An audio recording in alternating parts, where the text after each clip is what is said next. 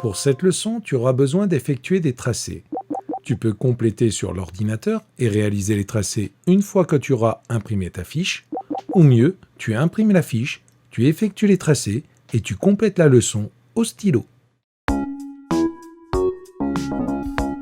Hello les CM2, on rouvre le chapitre Histoire de droite. Ça va ressembler un petit peu à ce qu'on a fait en CM1, mais en un peu plus compliqué. À chaque fois, on va imaginer une droite AB et une droite CD.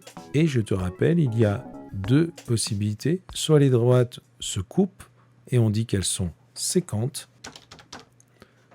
soit elles ne se coupent pas et on dit qu'elles sont parallèles. Aujourd'hui, on s'intéresse aux droites sécantes. On va tracer d'abord les droites AB et DC. Pour ça, on va utiliser notre règle. Donc voilà une première droite. Voilà la droite AB, puis la droite CD, ici.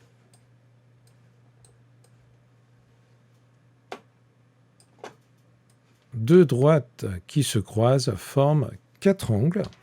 Et on va observer ces angles. On va appeler le point O l'endroit où se croisent les droites et ça va nous aider à nommer les angles. Cet angle-là, on va l'appeler AOD avec, tu vois, un petit chapeau au-dessus. Ça, c'est l'angle AOD.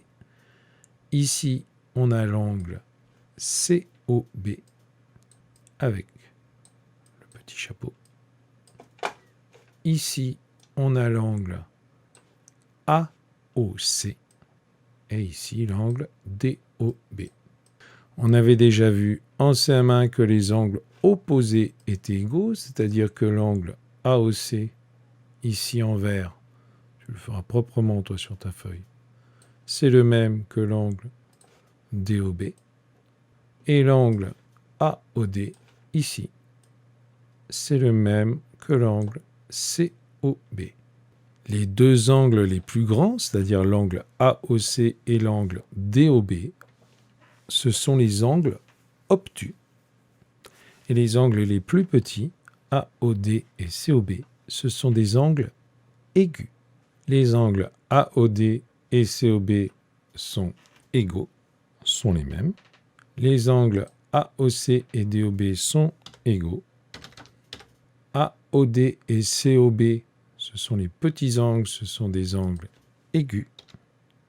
AOC et DOB, ce sont des angles obtus, ce sont les plus grands.